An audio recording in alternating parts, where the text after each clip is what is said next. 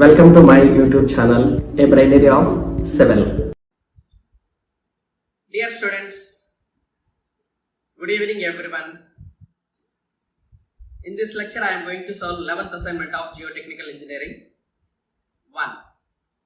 Okay. So final NPTEL exam is very near. Only 2 assignments were left. This is the 11th. In the next week, 12th assignment I will provide. Practice each and every question. You will get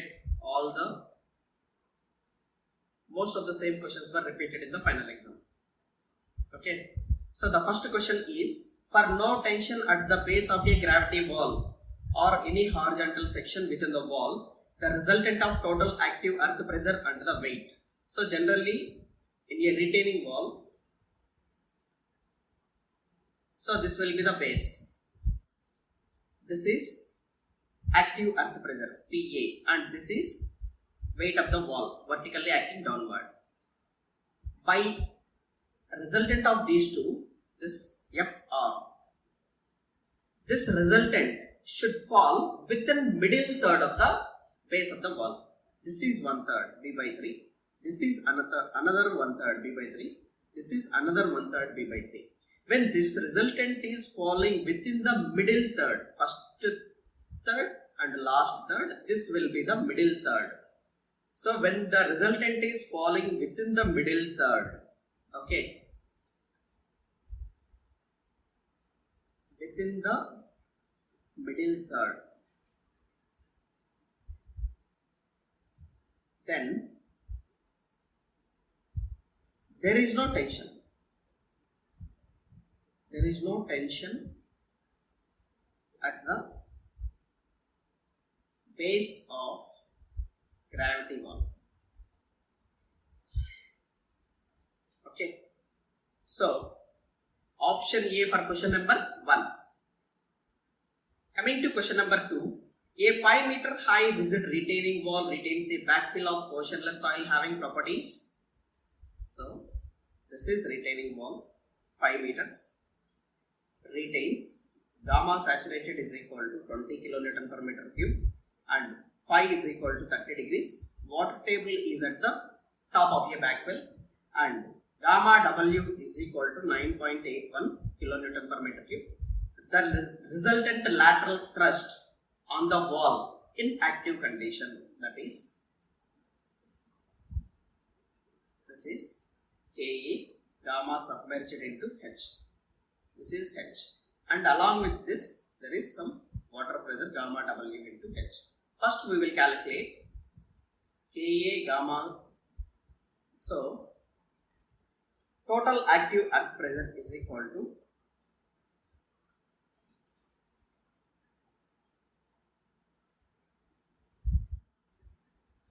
area of the diagram. Area of the diagram is half Ka gamma H square plus half gamma W into H square. Half Ka is actually phi value he has given 30 degrees. Ka is equal to 1 minus sin 30 divided by 1 plus sin 30. So that is equal to 1 by 3. So 1 by 3. Gamma submerged we need to take as water table is at the top. All the soil which is below the water table having unit weight is equal to submerged unit weight. So gamma submerged unit weight is equal to saturated minus W, that is 20 minus 9.81 into H square is 5 square plus half gamma W is 9.81 into H square is 5 square. Clear? So the total value you will get it is 165.1 kilonewton per meter. You will get option C for question number 2. Coming to question number 3. A vertical cut in a purely cohesive soil failed when depth of cut is reached 6 meters. Now, expected value of cohesion for the soil, the saturated unit weight is 21 kilonewton per meter square. Clear? Very important. Until certain depth, without providing any lateral support, we can make a trench. That depth is called critical depth. So that critical depth HC is equal to 4C by gamma root Ka. Purely cohesive soil means phi is equal to 0. When phi is equal to 0, Ka is equal to 1. So that height he has given 6 meters. 4 into C value we need to calculate. Gamma is equal to 21 and Ka will be 1. So you will get C is equal to 31.5 kilonewton per meter square. Okay, option B for question number 3. So, linked questions. This type of questions very frequently will be asked in the GATE exam. Okay, and I'm thinking I wanna teach every day 1 hour GATE online class, live YouTube class. You just comment how many people are waiting for GATE live classes on the online and which subject I need to start. Okay, so just put a comment in the description who are waiting for GATE online classes. If you are waiting, just put a comment. So now a retaining wall 6 meters retains a backfill soft clay soil, angle of internal friction 0 degrees and gamma saturated and cohesion. So this is a pressure distribution diagram for cohesive soil. So here it is Ka gamma H minus 2C root Ka. As H is equal to 0, it will become 0 minus 2 into C is 18 and root Ka when phi is equal to 0, Ka will become 1. So this is 1. It will be minus 18 into 2. It is 36. Here at the bottom, Ka gamma H minus 2C root Ka. So Ka is 1, gamma is 17.5 and H will become 6 minus 2 into 18 into 1. So this value you will get it is 69. Okay. Now he is asking this expected depth of tension cracks. This is a tension cracks developed at this depth. This is ZC is equal to 2C by gamma root Ka. So 2 into C is equal to 18 by gamma is 17.5, Ka is 1. So you will get it is 2.05 meters. At a depth of 2.05 meters, the depth of tension cracks will be there. So option B for question number 4. And now total active thrust before occurrence of tension crack.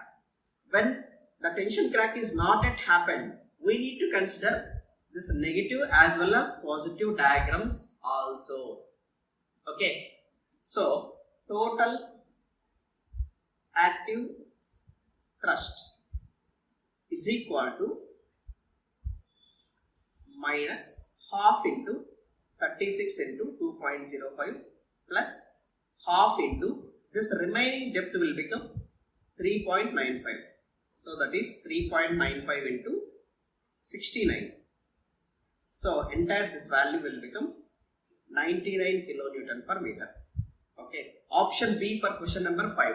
So whenever we are getting the value for 4 is correct answer, value for 5 is correct. Otherwise it will go wrong.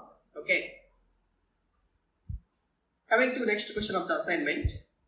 The maximum depth of excavation that can be made in a saturated soft clay having C is equal to 20, phi is equal to 0 degrees and gamma is equal to 18 without any lateral support.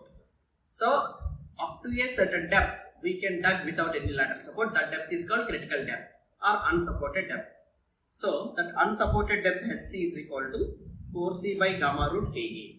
So that is 4 into C is equal to 20, gamma is 18 into 1. So it will become 4.4 meter. So option C for question number 6. Question number 7 and 8 are also linked in questions. Clear? So these are all very important questions. I need to draw a big diagram. Pressure distribution diagram. So first of all, total active thrust and line of action. For this, the pressure distribution diagram will become, because of this,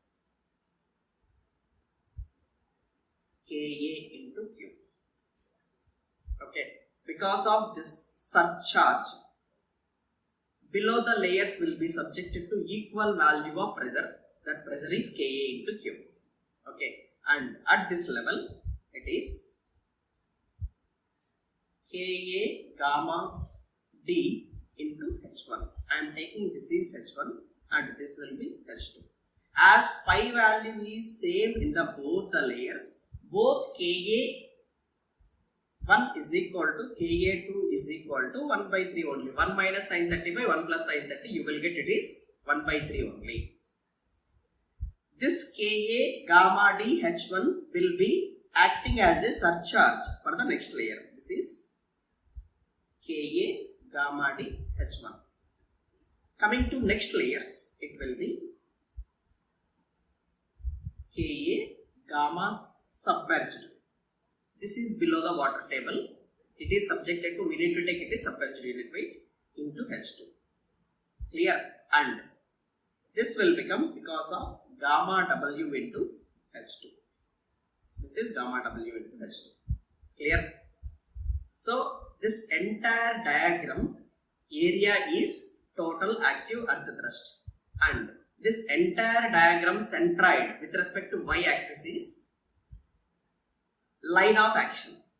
Okay, so now I am calculating each and every term. So Ka into Q will become 1 by 3 into 14, it will be 4.67, and Ka1 gamma D H1. I have indicated everything on the diagram. Just copy the diagram first and then take these values. 1 by 3, 15.7 into 3, it will be 15.7. So Ka2, gamma D and H1 same this value. As the value of phi is not changing, Ka value will never change. And now Ka2 gamma submerged into H2. So it will become 1 by 3, 19.6 minus 9.81 into 7. It will become 22.84. And gamma W into H will become 9.81 into 7. It will become 68.71. Here, so these are all the values at the base. Now I need to calculate area of the diagram. Most of these are rectangle and triangle. So now